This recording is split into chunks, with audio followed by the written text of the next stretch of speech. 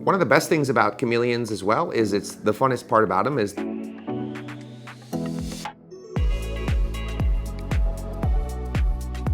Hey guys, it's Collin. Welcome to the Tye-Dyed Iguana channel. In today's video, we're going to be talking all about veiled chameleon care.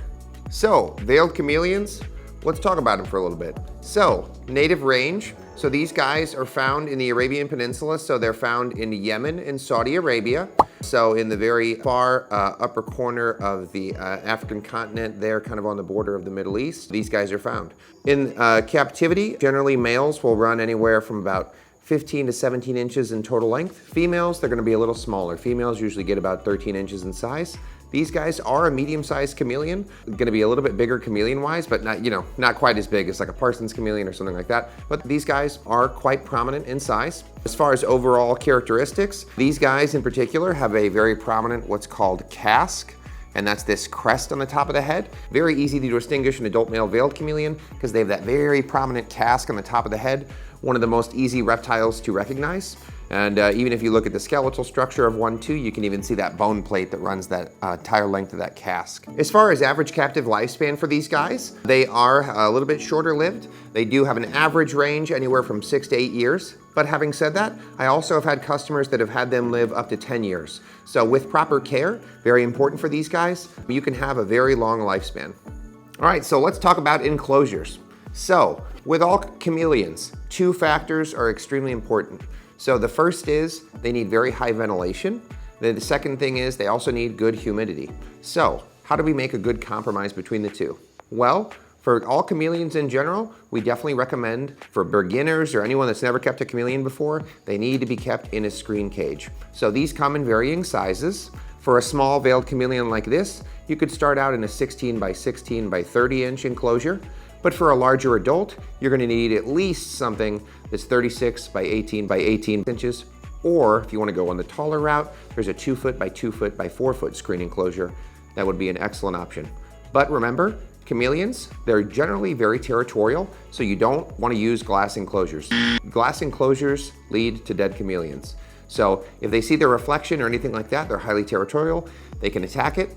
The second thing is, these guys, they have a very sensitive respiratory system. Stagnant conditions from glass enclosures can cause lung infections and all other host of issues. So therefore, screen cage is the only type of enclosure that we recommend. When it comes to screen cages, some folks struggle with humidity.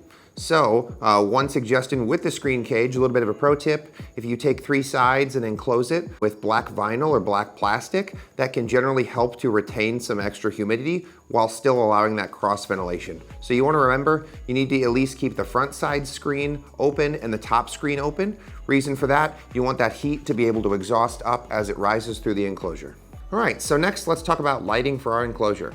So we know that veiled chameleons in general, these guys spend a lot of their times up in trees and bushes and things like that, especially in their native habitat. It's very thorny, very scrubby.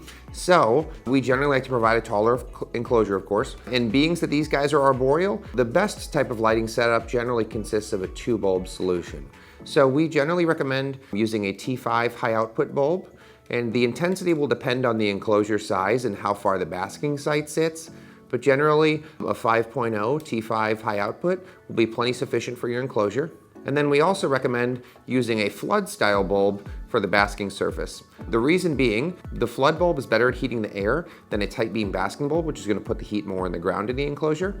And when it comes to basking temperature for this particular species, you're gonna wanna select a bulb with a wattage that's appropriate for the cage size. We generally like to achieve a basking spot, a daytime high basking spot of about 100 degrees Fahrenheit under the warmest part. Another option for all-in-one heating and UVB purposes would be use a mercury vapor bulb on these guys, but you would definitely want to speak to someone about specifically sizing that for your enclosure, as these bulbs can be quite strong, especially considering that these animals are very adept climbers and they can get really close to their basking sources most of the time. So for that reason, you're probably better off having a separate basking and UVB solution for your enclosure. For humidity levels for your veiled chameleon, as I said, they're native to pretty arid regions, but they do require a little bit of humidity. So for most people, you're gonna wanna spray down the enclosure with a good thorough spray approximately 1 time per day. However, this will depend on your ambient humidity levels in your home. We wanna shoot for a target humidity of about 50%. Keeping the humidity at roughly 50% will give you the best mix of air circulation and moisture for these guys. So one fact about most chameleons is chameleons will not drink standing water from a bowl. So the secondary effect of spraying the enclosure is it's going to provide lots of droplets on our foliage and leaves. That way these guys will drink the droplets from the leaves. Other great solutions for watering and humidity purposes for chameleons can also be things like drippers or dripper plants. And you can also utilize things if you want to make your life a little bit easier, like a monsoon system or an automated mister. As far as furnishing the enclosure goes, these guys like a lot of cover.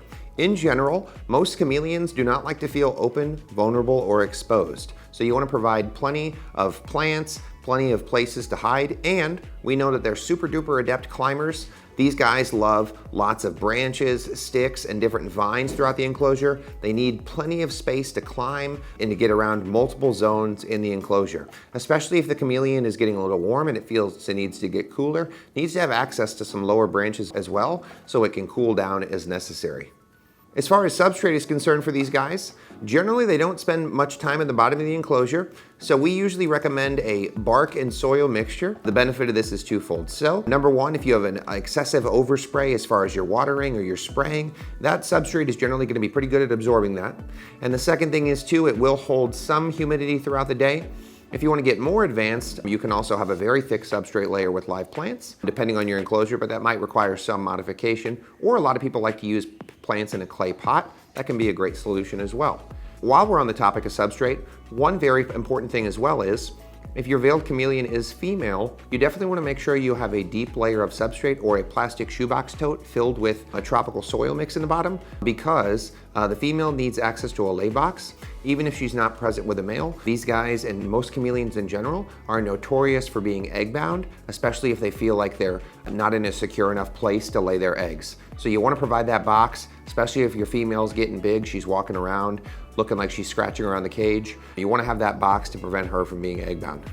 As far as diet is concerned, these guys are considered omnivorous, so it means they eat a mixture of animal protein and plant material. Although with these guys, I generally find that they're about 80% insectivore. They will munch on leafy greens, collard, turnip, mustard greens, other small, finely chopped greens. As a staple diet, we generally recommend banded crickets, roaches. Another great food you can feed these guys supplementally would be things like hornworms, black soldier fly larvae, or waxworms. A great benefit of hornworms is they're very high in moisture. So that means they're going to be very hydrating for your chameleons. One of the biggest problems with captive chameleons is dehydration. So feeding hornworms occasionally as well, it's going to be a nice way to get some extra water in their system without having to worry about it. As far as supplements are concerned for these guys, we like to use a high quality calcium supplement like Zoomed calcium with every insect feeding, and then once a week as well, we like to use multivitamin. As far as daily feeding is concerned, you want to give them as much as they can eat in approximately 10 to 15 minutes. These guys, if they are left with excessive amount of insects or crickets or roaches in the enclosure, can be a little bit stressful on them, especially when they're a little bit smaller like these guys. So if you see a lot of crickets left in your enclosure, you definitely don't want to keep throwing crickets in there. You're just going to have to eye it and gauge it visually. Now there are also some great products you can use, like they do make some hanging bowls and things like that. Those can be also great to place worms in, small roaches and things like that, little escape-proof bowls. That way they kind of have access to a feeding station in between their feedings. One of the best things about chameleons as well is the funnest part about them is the feeding. So these guys usually, once they're comfortable in your environment, after a few weeks they'll take food off tongs and things like that, and you can see that really famous tongue as they kind of strike their food and grab onto their food. When it comes to keeping chameleons together, generally we recommend, unless you're breeding, we recommend keeping chameleons solitary. So any adults or any larger juveniles, you definitely want to keep on their own. When they're very, very young, they can be kept together, but it needs to be with heavy supervision and should be only done by an experienced person. But in general, if it's for a pet, definitely keep your chameleon by itself. Number one, it's going to be much lower stress for the chameleon. And then the second thing is it's going to be much safer overall for the chameleon. All right, well, let's talk about daily care. So as far as daily care for these guys, of course, the first thing you're gonna do, make sure your lights are on, make sure your lights are working properly, have that nice 12-hour photo period. If you want, you can also use a light timer. That can be a great way to simplify your life. I typically like to do a spray down after the lights have come on in the morning. So once the tank is up to temperature, I like to do a good saturation and a nice spray of the whole enclosure. That way, that water has time to basically steam off or evaporate throughout the day. You don't want to necessarily do a big spray right before the temperature drops at night, because that can lead to respiratory issues. As well, you want to make sure to spot clean any feces or urates daily as needed.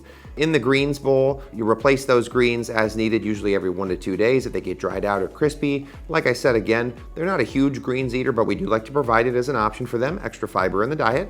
One last thing I want to talk about too, as far as handling with these guys, it's going to depend really heavily on individual personality. There's some chameleons who are very outgoing and friendly, but there's some who just simply don't like to be touched for any reason at all.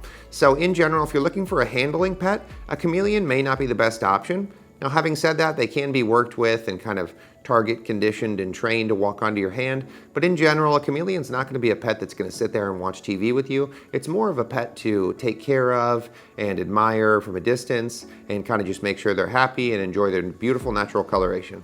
If you have any questions about Veiled Chameleon care or you'd like to find out more, be sure to drop us a message online or see us in store. Have a great day.